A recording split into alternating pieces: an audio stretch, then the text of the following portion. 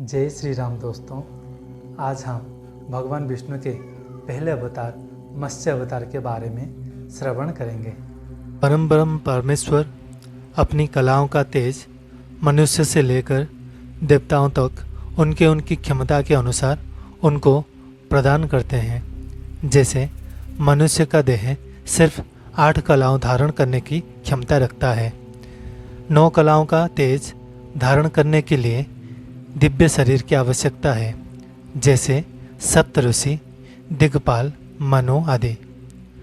10 और 10 से अधिक कलाओं का तेज धारण करने की क्षमता सिर्फ और सिर्फ भगवान और उनकी अवतारों का रहता है, जैसे मत्स्य अवतार, 12 अवतार, कूर्म अवतार, नृसिंह अवतार आदि।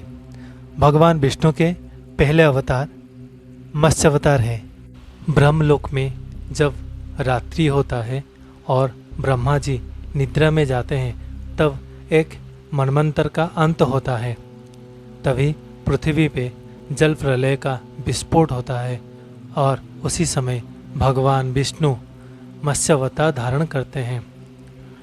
प्रभु के ये अवतार तब होता है जब सृष्टि में प्रलय काल से तीनों लोक प्रलय जल में डूब जाते हैं। उस समय भगवान प्रलय के अंत में फिर से प्रकट होने वाले नई सृष्टि की सर्जक मनु और सप्त ऋषियों और उनके द्वारा संस्कृति, धर्म और विज्ञान के बीजों की रक्षा के लिए मत्स्य का रूप धारण करके महाप्रलय जल से उनकी रक्षा करते हैं। सत्ययुग के आदि में पृथ्वी पर एक महान राजा था जिनका नाम सत्यव्रत था। सत्यव्रत स्नान के लिए प्रातःकाल नदी में गए थे और सूर्य नारायण को अर्घ्य देते समय उनके हाथों में एक मछली आ गई। छोटी मछली को देख राजा उसे नदी में दोबारा छोड़ना चाहा, मगर मछली बोली, हे राजन, इस नदी में बहुत से बड़े बड़े मछली हैं जो मुझे मार डालेंगी, कृपया मेरी रक्षा करो।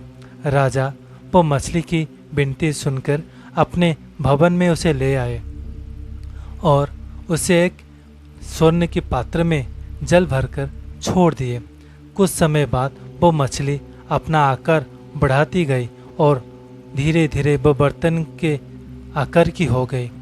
दोबारा और एक बर्तन में पानी भरकर राजा फिर से वो मछली को छोड़ दिए। वही सिलसिला फिर से चला।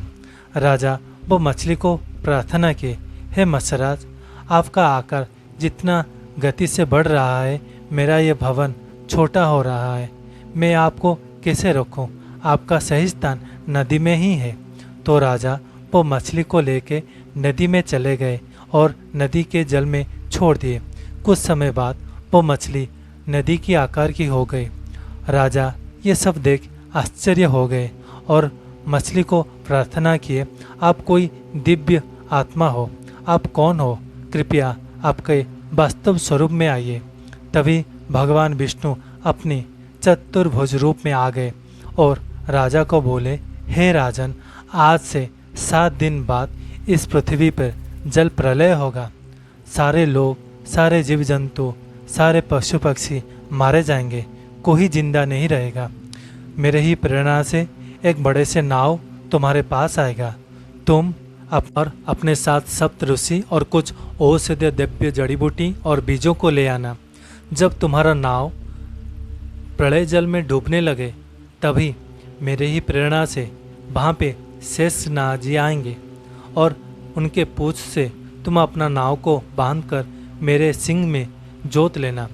जब तक ब्रह्मा जी का नया सवेरा उदय नहीं होता, तब तक मैं तुम्हें अथाह समुद्र जल में खींचता रहूँगा और जब प्रलय का अंत होगा, तब तुम फिर से सृष्टि की रचना के लिए अपना सहयोग करोगे।